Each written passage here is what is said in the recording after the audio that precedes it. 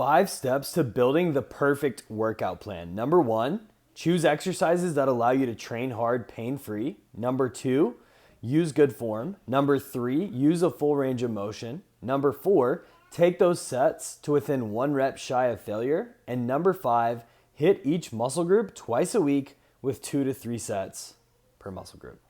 All right, so let's talk about each of those. Number 1, choose exercises that allow you to train hard pain-free. It's important that you pick 1 to 3 exercises per muscle group that you can really push where all the stress is on the muscle, which means progress, and it will leave your joints feeling better than before you did the exercise. That's what we want. That's an A+. If you choose exercises that are hurting your joints, A, like you're not even going to get a full benefit on the muscles, and B, you're just setting yourself up for injury, and that's no good. So start by choosing 1 to 3 exercises per muscle that allow you to train hard, pain-free. Number 2, use good form. So you've got the right exercises, but that's only as good as your form is going to be. So you want to make sure that you're using good form. Proper form is key. Proper form is going to ensure that you stay safe so you don't get injured, and it's going to get you the maximum benefit of that exercise. Next, you want to use a full range of motion. Now, most of the time, this is kind of a part 2 to the good form thing. Most of the time, you're going to be able to use a full range of motion right out the gate. However, maybe somebody's learning the squat for the first time, they're very weak or uncoordinated, you feel uncomfortable with the movement, that's okay.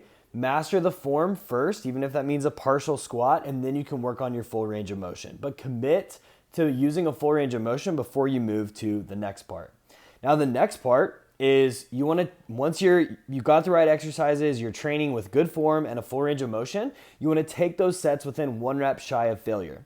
So first of all, what is failure? Failure is the point where you're doing a rep and you're pushing against the weight and you literally cannot move it anymore. No matter how hard you try, you're physically incapable of moving the weight any farther.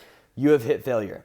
Now, if you could also stop right before that, meaning you do your last rep, but this is what we call a grinder. It's super slow, it's kind of shaky and wobbly, and you're like, half the time you're wondering, am I even gonna be able to get it up? You do complete the reps, so you're not hitting failure, but you're hitting that last rep before failure.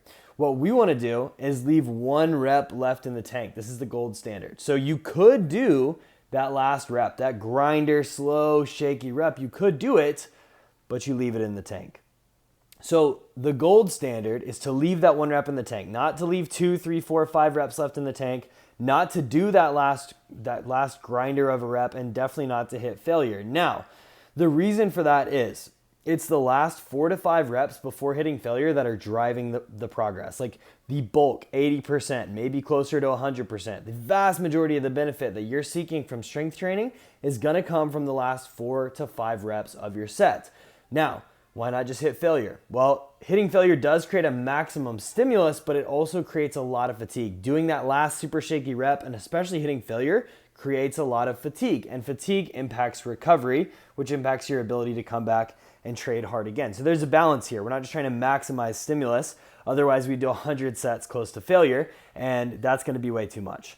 So again, you want to aim for that sweet spot where you leave 1 rep left in the tank. This is going to get you pretty close to the maximum stimulus, but it's not going to overdo it from a fatigue standpoint, okay?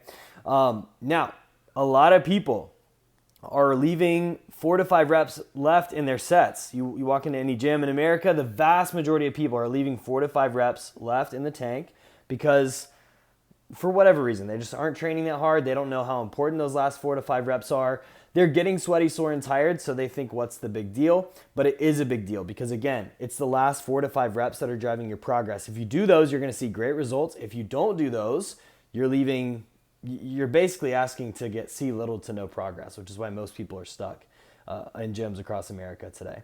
One other note, as long as you're doing somewhere between 4 and 30 reps, anywhere in between there, doing 4 reps, doing 30 reps, or anywhere in between, if you're taking those sets close to failure, you are going to get basically the same result per set that you do. So a set of 5 is going to do the same thing for you that a set of 10, 15, 20, 25, etc.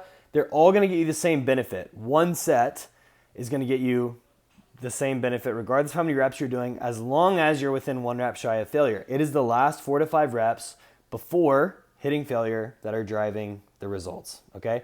So if you're doing 20 reps, the first, 15 to 16 Reps are just to get you closer to failure. Now, on that note, we do prefer 4 to 10 reps for most of our clients most of the time, but don't worry about that too much. Just make sure you're getting within 1 rep shy of failure. Now, the last thing is, once you've done this, you put it all together, you're gonna hit each muscle group twice a week with 2 to 3 sets per muscle.